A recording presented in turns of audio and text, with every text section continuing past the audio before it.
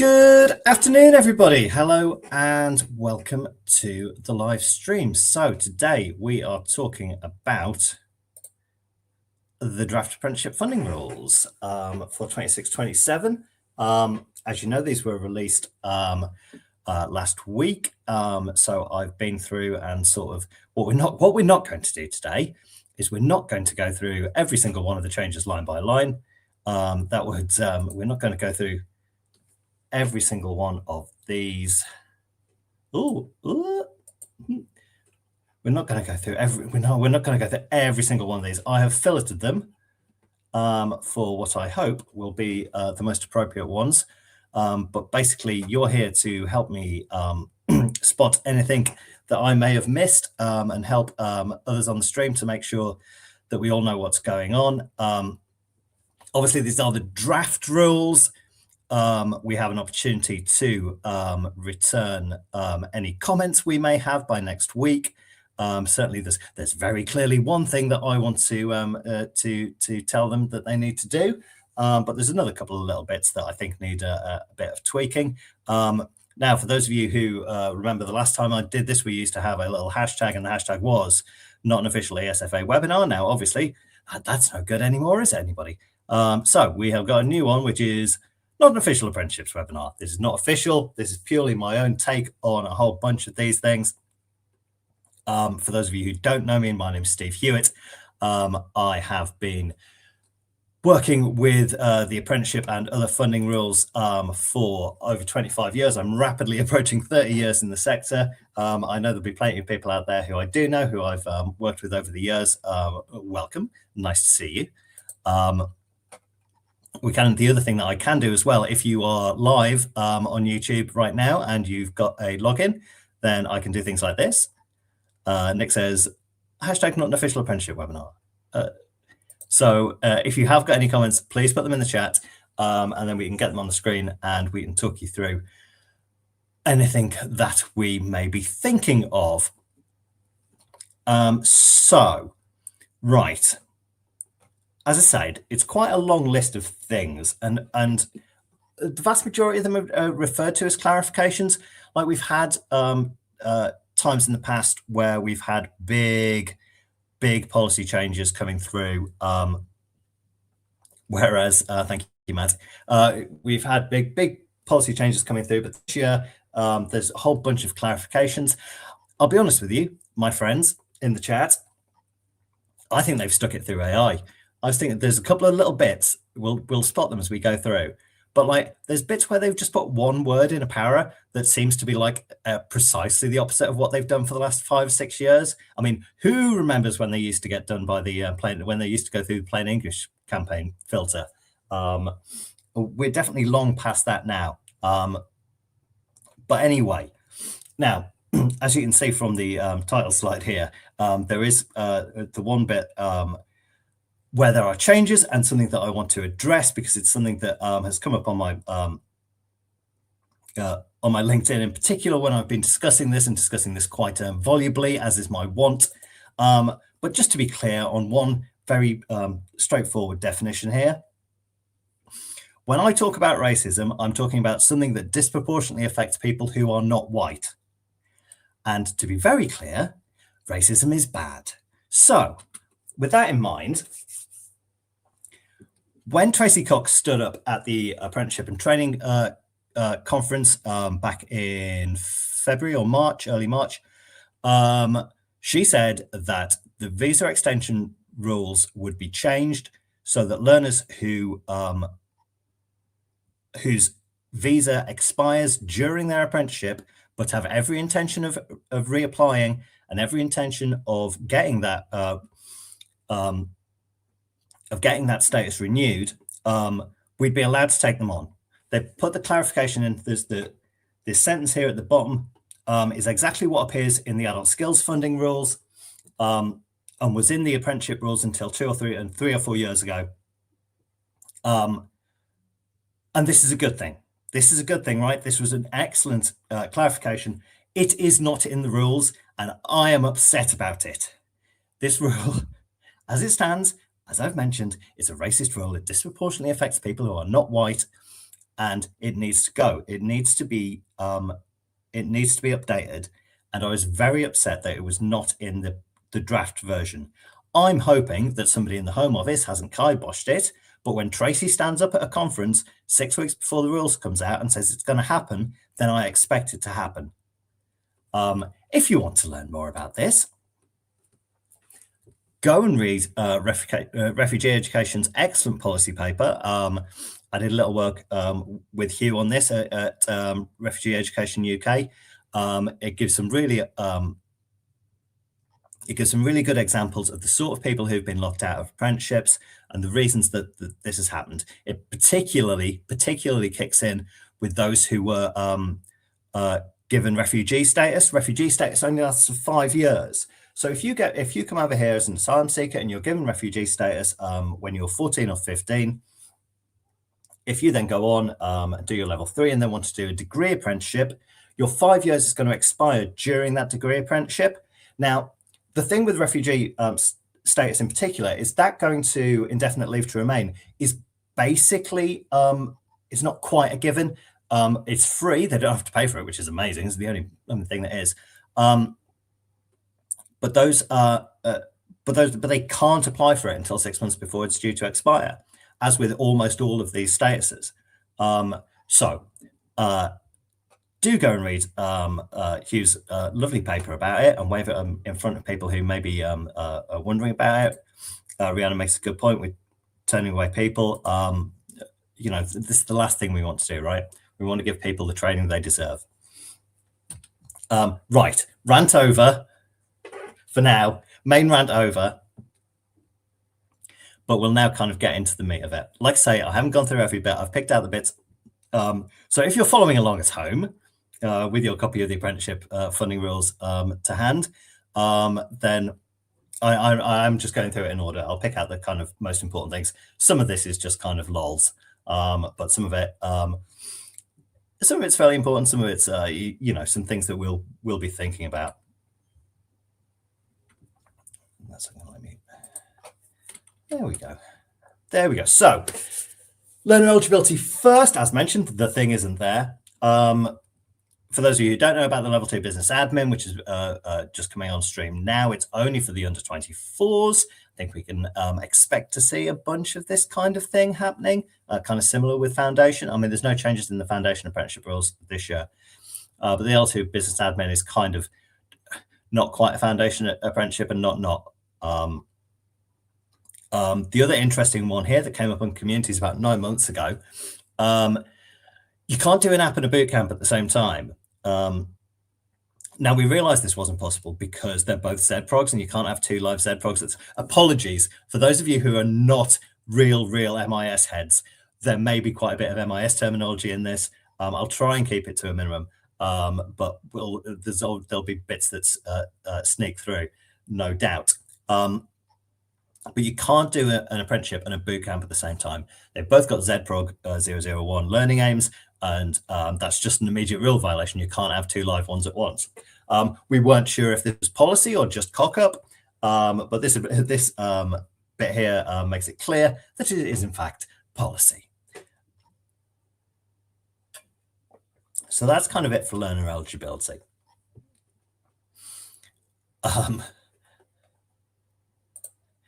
Alex says, someone here managed to create a ZProg for a tailored learning course. Wow, what was the program time? We don't have time to go into all of this. We don't have. Now, this one under RPL, again, the recognition of prior learning rules aren't really changing this time. But this one feels like it might kind of help us out to make the skill scans a bit more manageable, particularly for those standards that have got 120 KSBs, which I know are some of the ones I've looked at. So the idea is that instead of doing that, you can do the skill scan against your training plan. The training plan itself will obviously be linked to the KSBs. So the link will be there. So they'll be going through and doing and ticking off the various KSBs. So this might give us an opportunity to make those skill scans not a million miles long. So that feels like a fairly nice thing to kind of trim down some of the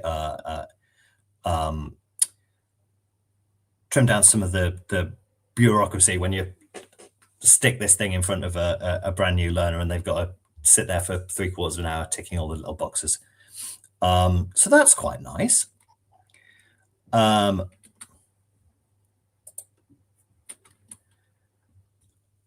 Moving on to additional learner support, another nice little one. Yeah, if you've got a long-term disability that's not going to change over the course of your apprenticeship, then you don't need to have an extensive review every 3 months. I believe the term is light touch in the actual rules. Excuse me. But clearly, you know, look, they're doing things here that make sense. And we know that this doesn't happen all the time, and we'll come to a couple of things here which do not make sense. But in a lot of the stuff that we're doing here is helping, I think.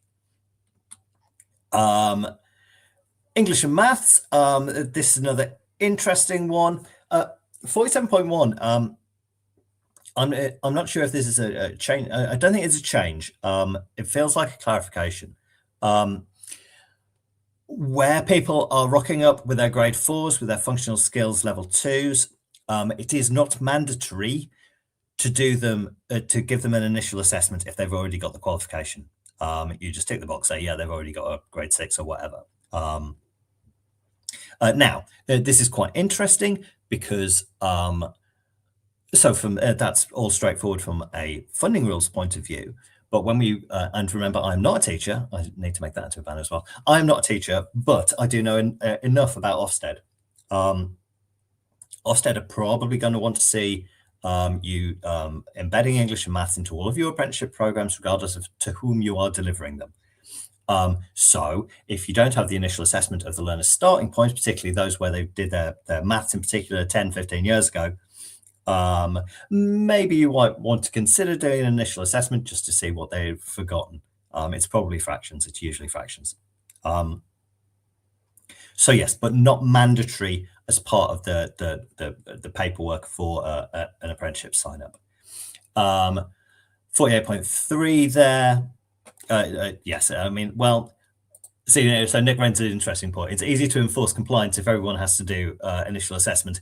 Well, kind of, yes, but also that's the worst way to do compliance, in my opinion. Did I mention I had opinions? I'm very much in favor of of making sure that we're only doing the things that are absolutely necessary to give people the best course they can do, not just doing things for the sake of doing things.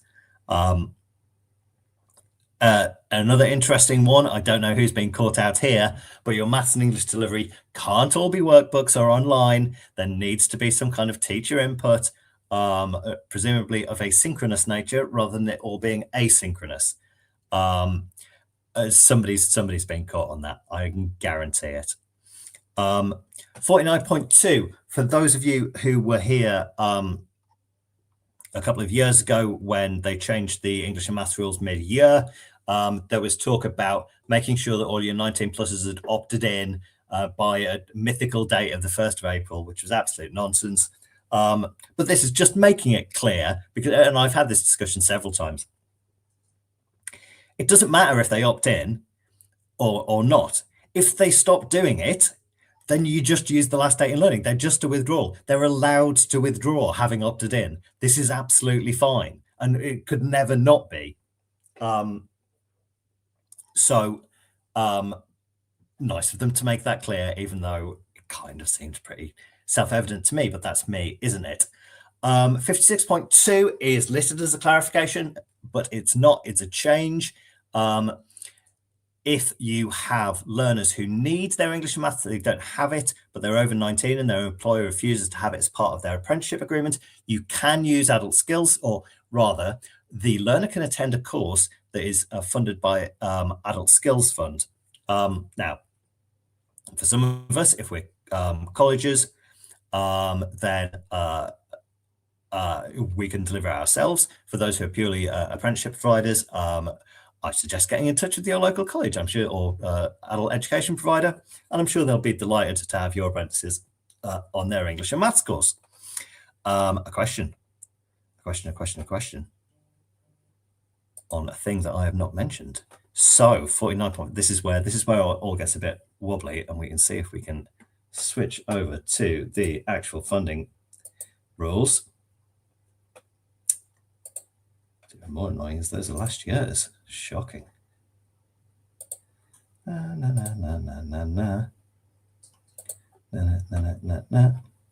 I made it nice and big. So we are looking for 49.5.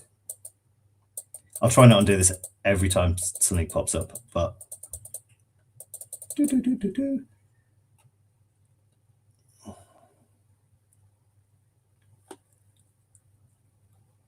if 49.2,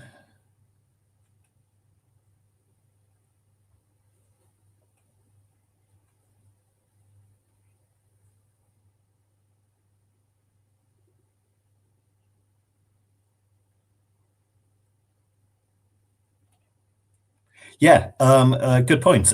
US UX 2007.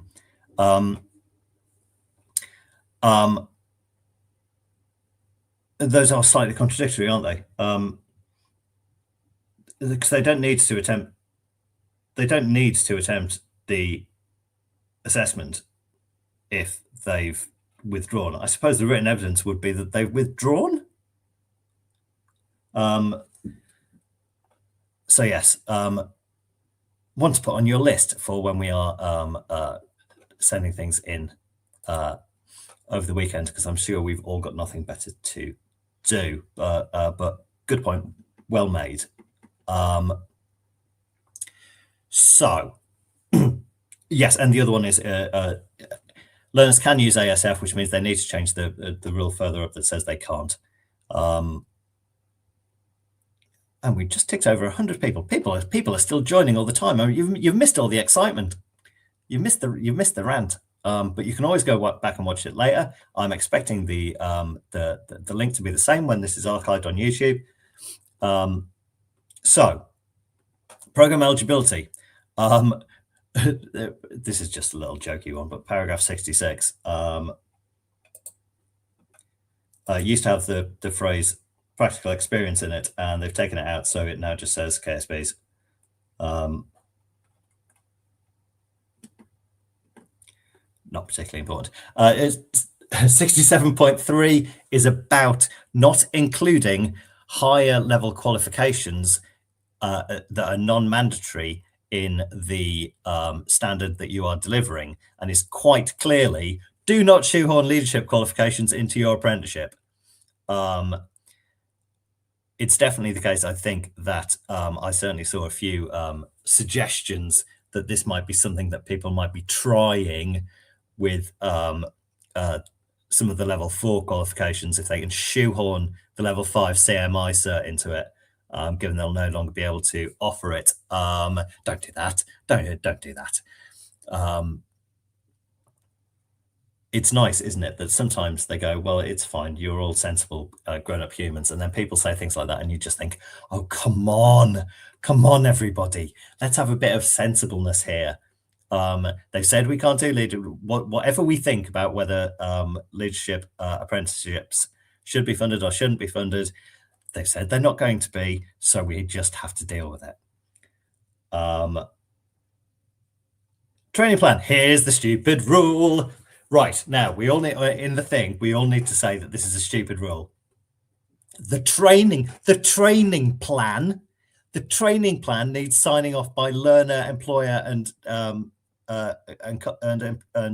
provider staff at completion.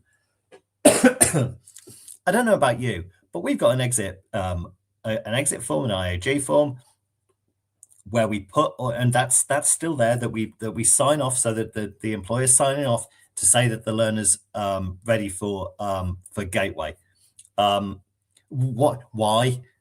To matching it to the unit rules, which I'm not going to talk about today because I'm not particularly interested in units.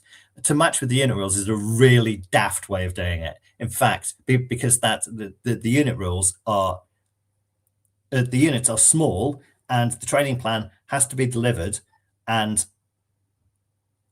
that's not, you can't compare something that's 3 weeks long to something that's 3.5 years long. So we need to tell them that this is a very silly idea, and for them to make it go away, please. That it's probably about the stupidest rule in there. Progress reviews, again, this is slightly tongue-in-cheek. Get down to Para 100 here. What they're saying is, oh, still further.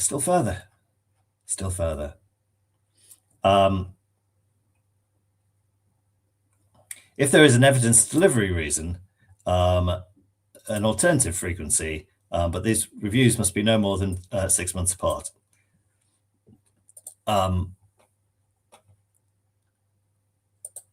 As Becky says, we have a gateway declaration that should cover this already. I'm wondering if we can just call that a training plan addendum and use it.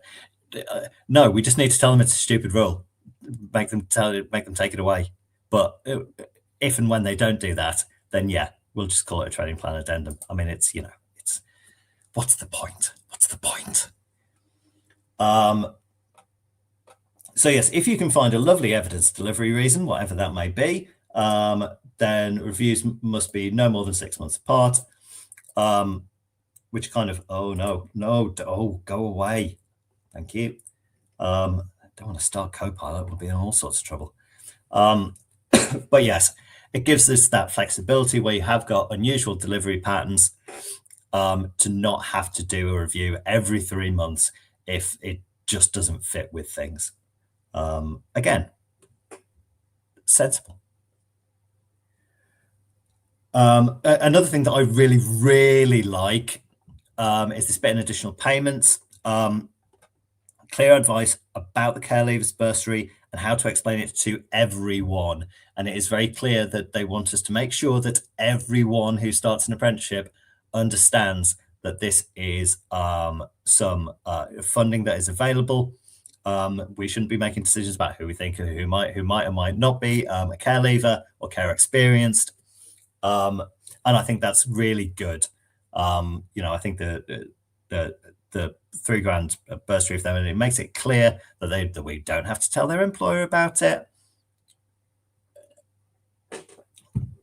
And I think that's a really nice way to make sure that we catch as many people as we can with this, to help those kids who need it, because those kids have generally been treated shockingly. Conversely, I don't know why they needed to go into this much specific detail. Again, this feels a bit AI to me. Rather than saying you must have made attempts to contact the employer and have evidence of it, that you've tried to contact the employer to say, send us your bank details. Now it says it should be 3 times in 3 months, to make sure that when you're returning the money, that you've done what you can. Again, I'm not sure how much of a problem this is. I haven't seen much evidence that, in fact, employers generally want money. And there's going to be plenty of opportunities for them to get some, with all the various different processes we've got coming up. Speaking of which, there's going to be a new hiring grant. Matt asks if that can be twice on Tuesday and once on Wednesday. Personally, I'd make sure I was doing it on the same day every month, Matt. Otherwise, it'd just be madness.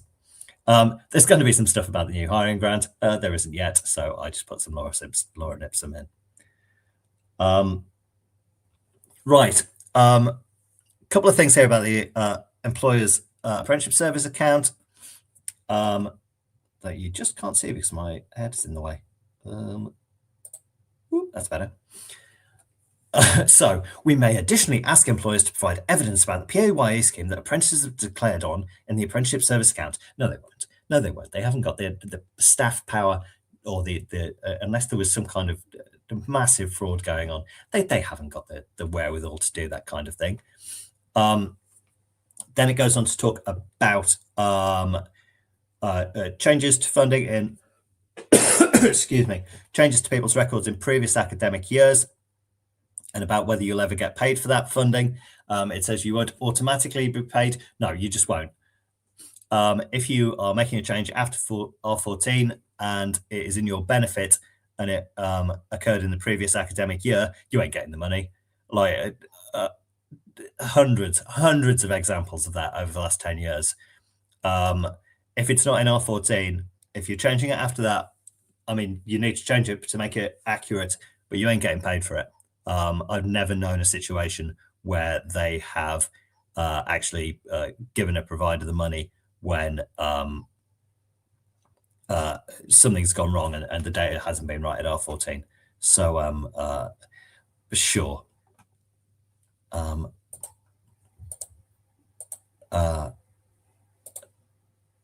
What else have we got?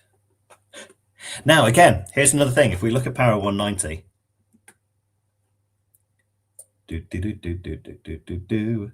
and this is just kind of a sub-editing thing that somebody hasn't caught. And look at this. Look at that. Bleh. Look at this dirty M dash at the end of this sentence. That just feels. I mean, I know we can't always tell what an AI tell is, but the way that paragraph's written, in comparison to the previous year, and I think we all know that reserving funds within 1 calendar month of the apprenticeship starting is not as exceptional as we'd like. Just because actually where you're dealing with a new employer in particular, and they're getting used to all these systems, these reservations don't necessarily happen as timely as we might like. Yeah, I'm sure it is relatively exceptional, but let's not get too tied up on that. Where we need to have reservations that are done after the start date because we need to get them done, then we need to get them done. Now, I'm sort of a bit torn on these two. They sort of feel, or this stuff about price of an apprenticeship, it sort of feels like they are big changes. But then again, you think about them and maybe it's not too much. So the really interesting one is that we no longer need to split out the eligible costs into the 5 little bits with the different, teaching costs, admin, etc. We don't need to split out those eligible costs to the employer. We can just put the total it's going to cost and a little sentence to say, honest, these are all just eligible costs. However, putting my auditor's hat that I do not own on, if I'm an auditor and somebody says, right, well, you definitely do using all eligible, they're all eligible costs. My next question is, of course, prove it. At which point we still need to have those eligible costs split out to show not to the employer, but to the auditors and to the department in the broadest sense, whichever department, that we are doing the right thing. So this kind of reads like a really kind of good and a thing that's going to save us all a bunch of time, but it's not, because we're still going to have those things. We can't just say, oh, it's $7,000. Cool. We're still going to have to be able to show that $7,000 is made up of only things that are eligible costs, because otherwise they could just take the whole, admittedly, one could happily say that they should take the whole eligible costs bit out. But given it's there, and given it still exists in the this and that, although I do note that they've moved the profit bit out of the eligible costs, it's still there and it still says you can still make a profit. I mean, best of luck. But it's just not under the eligible cost bit heading where it used to be, which is fine. It's fine. Para 199 is further pushes towards all of these costs coming through the data we submit in the ILR rather than data we add onto the apprenticeship service itself. For those of you who are real ILR heads, you will have seen the updates to the 26-27 spec, where we will now be recording the amount of RPL that we put against each learner into the ILR, which means using the ILR to drive all of the information in the apprenticeship service, which is very much the goal. I'm absolutely shocked to be sat here sitting sat here saying this, but it's very much the goal that all the information comes out of the ILR and goes into the apprenticeship service. Now, I know that this is difficult for some people. A lot of people don't put learners, apprenticeships in particular, into their ILR until the first day of learning has happened, which makes all of this really annoying. But we're going to have to think of ways of all that information is going to be in our system already. We get the learners in the ILR, regardless of whether we've got proof of first day of learning or not. Then it goes in flood fills to the apprenticeship service. The employer, all the employer has to do is press the button. I realize that's covering a multitude of sins there. All the employer has to do is press the button, say yes, and we're off to the races. Vast majority of those DLOCs go away, with the exception of the one that says they haven't pressed the button yet. But all your ULN discrepancies, your price discrepancies, your standard code discrepancies, they all go away. And we know that DLOCs are a bane of everybody's life. So putting some people in the ILR who might never attend is, I'd argue, better than having to deal with DLOCs. We're just going to have to think about our processes and make sure that we've got enough stuff in place there to pick up people who do not attend that first day in learning quite quickly. And 202, I was a bit confused about this. So it says it's a change of policy. And it says the employer doesn't have to approve a TMP 1-2 changes if the value is the same. I didn't think they did that anyway, because I didn't think TMP 1 and 2s was split out on AS.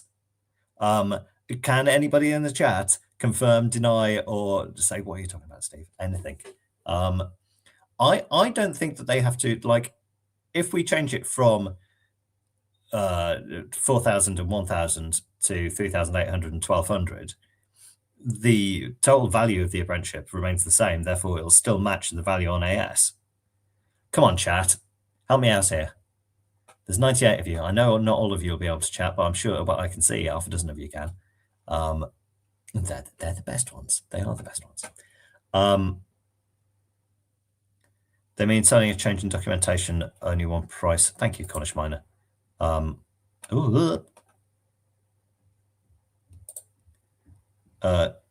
a change in the documentation, only one price on DAS. Suppose, yes. Think, says Neil. If the TMP2 changes and we want to change the split, you need... Right, okay, cool. I'm with you. But in fact, there's nothing stopping you just doing it, is there? Right, I'm with you.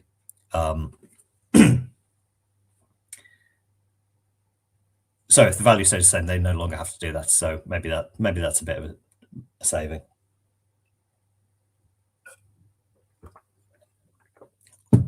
Here we go, though. Here's the slide you're all here for. I'll not put that one on screen now. Here are your big changes, and right there.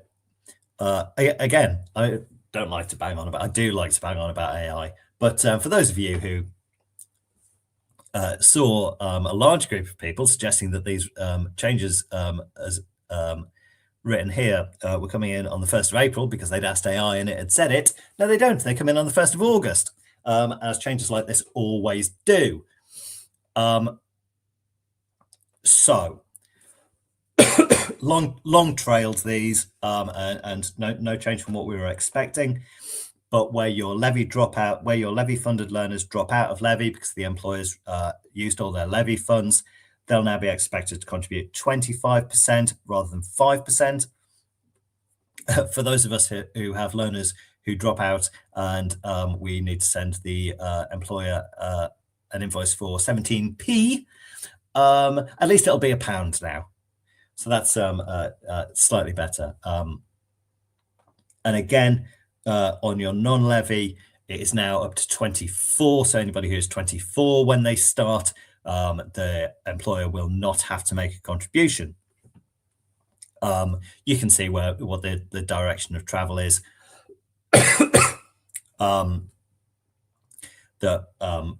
Pushing more starts at under 24 is obviously a big goal for all of the obvious reasons that we know about. I've got a link here to Simon Ashworth's piece in FE Week last week that's talking about particularly something that hadn't really occurred to me. But obviously the levy threshold has been 3 million quid for 10 years now. Some inflation has happened during that 10 years. So more and more smaller employers are getting, for want of a better word, dragged into the levy. If you've got 100 employees and you're paying them 30 grand on average, hey, you're paying the levy now. And that's not what we think of as a levy paying company, is it? A levy paying company is Amazon, is Tesco, is Chelsea FC, is the college at which you work. But to think that it could be somebody who's only got 100 employees, relatively easily, and those are the sort of employers who we work with, particularly in the manufacturing and engineering kind of side of things, but also, they'll need more than 100 employees if they're healthcare, unless they're paying themselves a staggering salary. But the people are moving into the levy who we weren't thinking of 10 years ago. So we need to make sure that how do we still support those employers where if they fall out, they're going to have to pay 25%, not 5%. And on a very similar level, although this isn't a change, it sort of didn't matter before. If you were a levy employer who for whatever reason was no longer paying the levy, it sort of didn't matter because you were making the same contributions as if you were a non-levy employer.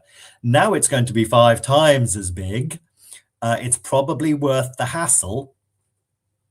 It's probably worth the hassle if you've not made any employer contributions for 2 years into the levy, to get in touch with the apprenticeship service and say, hello, I'm not levy anymore. I need to be non-levy, please.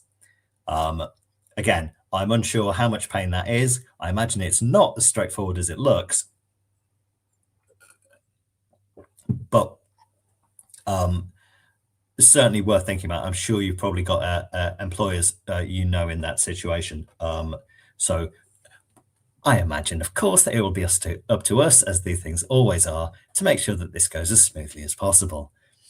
Right.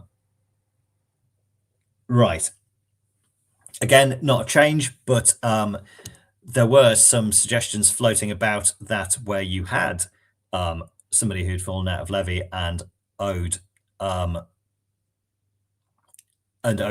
£7.50, that we might just get the completion payment anyway, because it's trivial. It costs us more than £7.50 to send an invoice to them. Once you factor in a stamp's nearly £2, isn't it? However, it has been very clear that they need to get this through the Treasury because it will be a loss of funds. And if the Treasury hear the phrase loss of funds, it's not happening, is it? It's not happening. Rachel has a question. What does Rachel say? If levy drop out this year's 5%, do the same apprentices require 25%? It'll just be new starts, Rachel. So anybody who's on now will stay at 5% through to the completion of their current apprenticeship. Any new starts will be, sorry, I should have made that clear.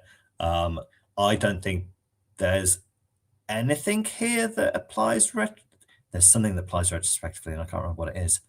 But as usual, the vast majority of it is new starts only. So yes, whilst it would be nice to not have to chase piddling amounts, it's not going to change. I wouldn't have thought, until they do away with employer co-investment, which again I don't think is going to happen. 211's hilarious. It was genuinely wrong. It said in order to qualify, there need to be 42 days between the start and planned end date. Sorry, in order to hit the qualifying period, it said planned end rather than actual end. I'm the sort of person who found that quite funny and did a little laugh. This is why I'm not a stand-up comedian. In the levy transfer bit. This is the only mention in the rules that the 10% top up to levy pots has gone. Up until now, your employer pays £1,000 worth of tax as part of the apprenticeship levy, and they receive £1,100 in their levy pot. That will no longer be the case. It will be just what they pay comes into the levy pot. Also worth noting, and I wasn't really expecting it to be in the rules, but the fact that they only have 12 months to spend this now rather than 24 months will kick in. So we'll see what that does. It feels like not a lot. It feels like, unless there's somebody who's literally just starting, I think all the large employers who've been paying levy for 10 years, I don't think it makes much difference.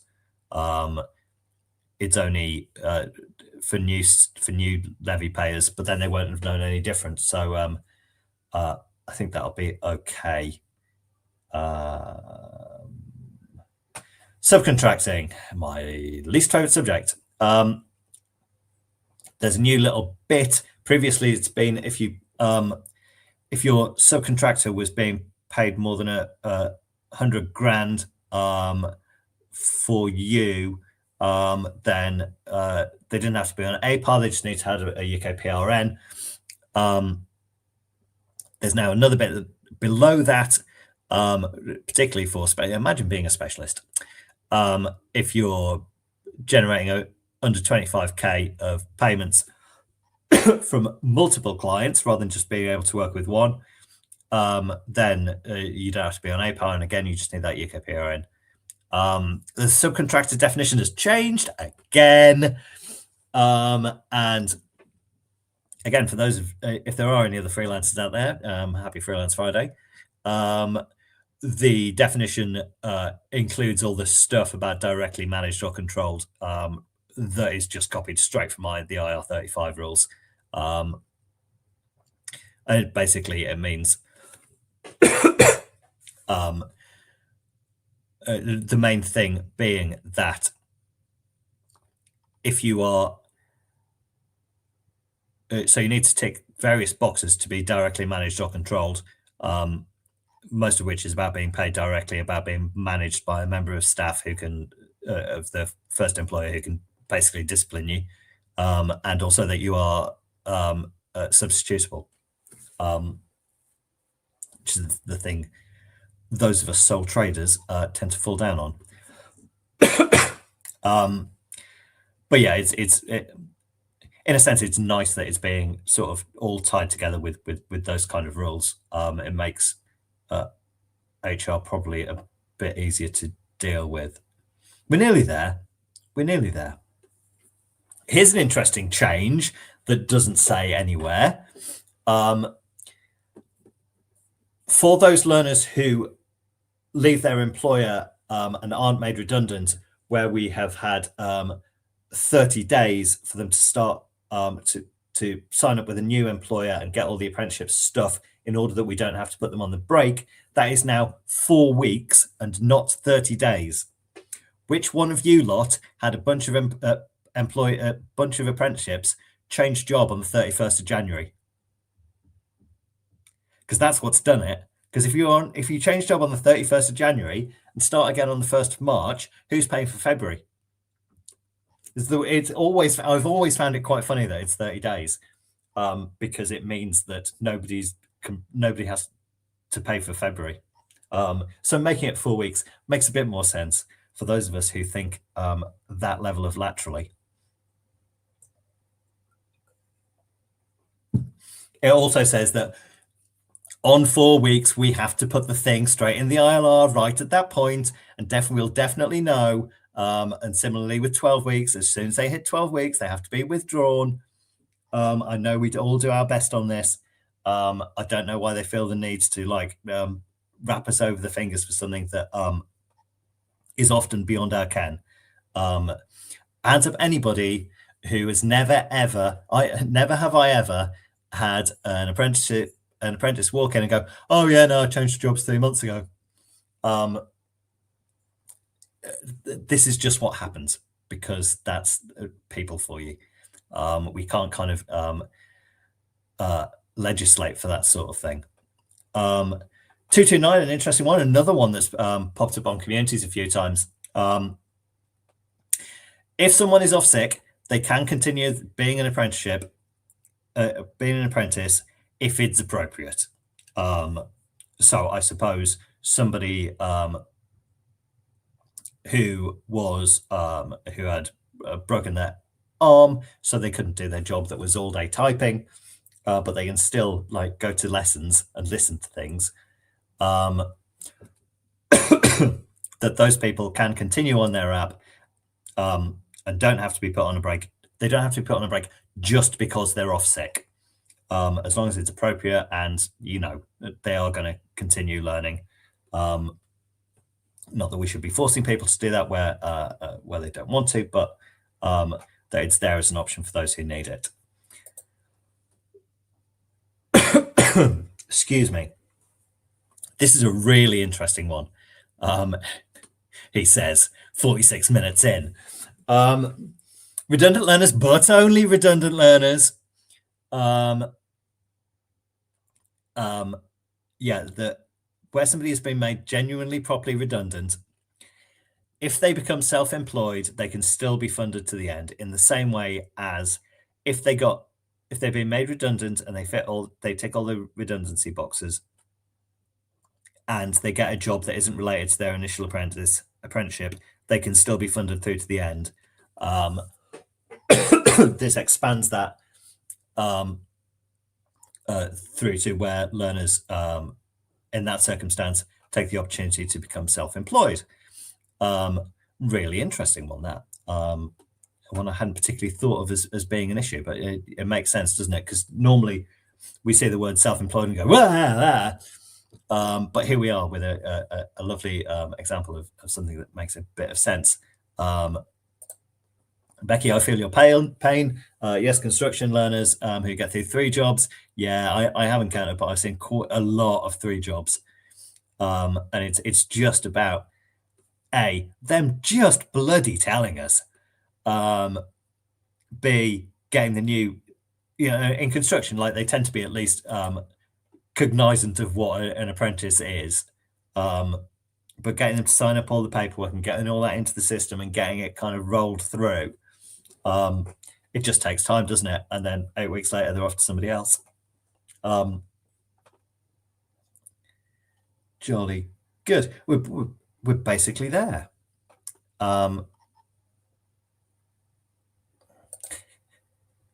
I love learners contact us to say they aren't in paid employment, they are self-employed. Speaking as a self-employed person, I know exactly what they mean, Alex. The only change in the eligibility rules, after years of faffing about and all sorts of nonsense with the eligibility rules, the only change is this little one. If you've got somebody with a disability for whom reasonable adjustments are being made, and this means that they are not actually in England for 50% of their job, they can still be funded because if they happen to be living in the wrong side of Chester, not suggesting that there's a good side and a bad side to Chester, if they're living in the Welsh side of and not the Welsh is bad side of Chester, stop digging, Steve. But they'd normally be in the office, but they have reasonable adjustments. That means they don't need to come into the office that often or at all. They can still be funded as an English apprenticeship, which is nice.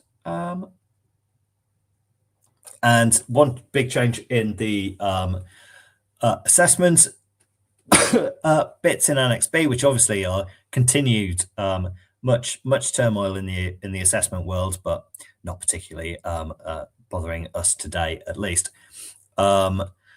It says you don't have to have somebody external to come and check because we know that these new assessment plans are, and the accountancy one's the most obvious one. All they have to do is the AAT. They pass the AAT, they have passed the apprenticeship. Again, what we think about the demise or otherwise of endpoint assessment, and the terminal decline of behaviours in particular, it it all ties into the way things are going forward. I think, hello, yes, we'll come back to that in just a moment. Those are all the things that I spotted. It helps if you use the cursor on the right screen, Steve. Those are all the things that I spotted that I thought were interesting. As I say, there's a whole bunch of other things in there. But most of them are just like changing a single word. Again, which makes it feel fairly AI. Has anybody else, chat, have you got any burning questions? Let me go and have a quick look over here on the LinkedIn and see if anybody has been over there and got confused and posted anything on any of my posts there. I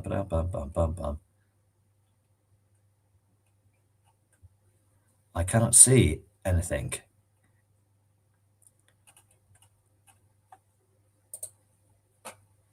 Chat, have I missed anything? I realize there's about a 30-second chat delay as well, which doesn't help.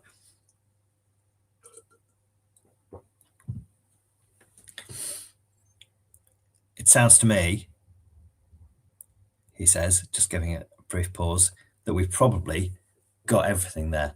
Again, I didn't really want to talk about apprenticeship units today. We're not being paid enough for them, and they're too short. And those AI ones are absolutely hilarious.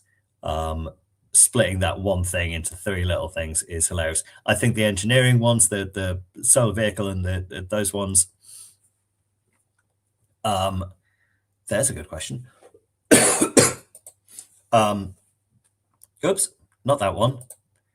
Although, thank you, Rachel. Do the assessment changes essentially do away with the 1 and 8 process in the AI law? Only for those where endpoint assessment is completely going away. And at the moment, that feels like I'm sure there have been more, and I have not been keeping on top of every single one that they've gone through. It was because AAT was in the first batch and because it's a big ticket one.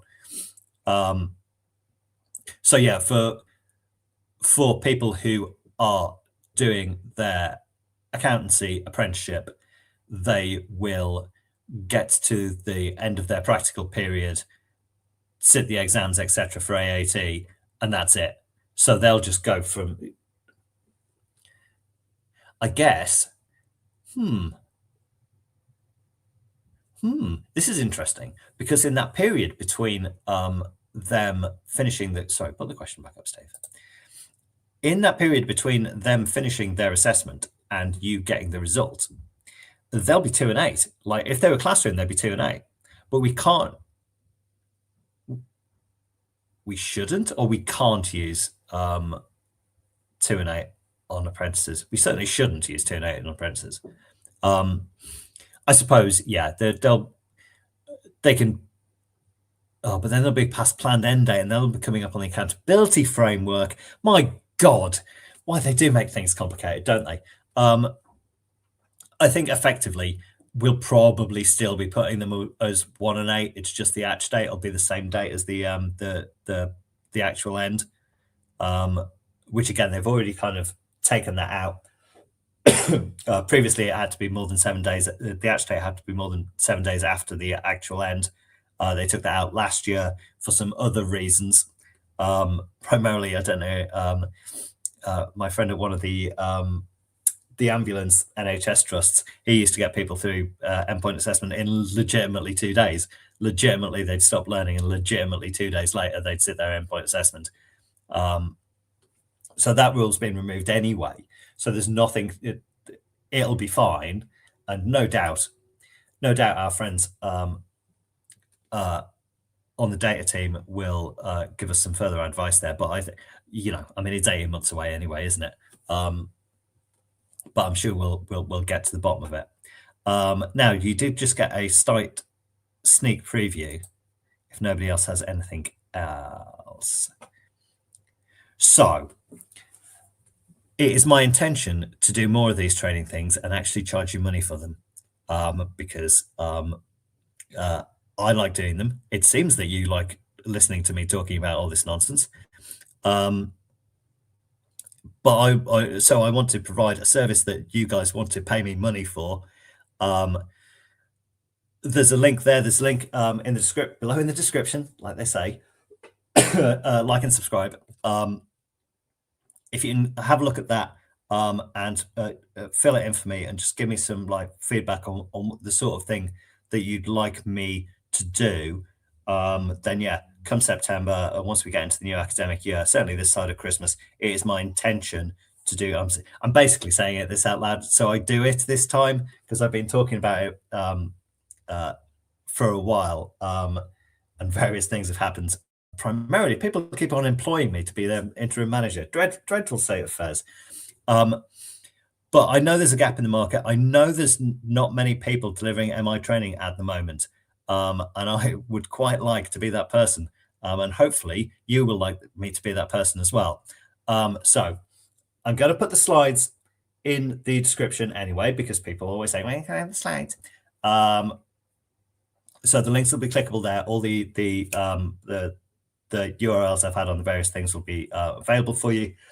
The link to the form is also in the description already. Now is the time when you get to click on it. For those of you who've been very good, who had seen it and not clicked on it. And I think that's basically it, everybody. 57 minutes, less 2 minutes that I started late. Thank you very much for joining us. I think we had over 100 people there at one point. A few people tailed off, but you know, it's Friday afternoon, isn't it? Again, just to make it very clear, as Matt's mentioned, not an official apprenticeship webinar. All opinions are mine. But thank you very much for joining me today. I hope you have a lovely long bank holiday weekend. And then it's exam season. So God bless all of you giving up your office on the 14th of May for the GCSEs. And I will see you all soon. Thank you. Bye.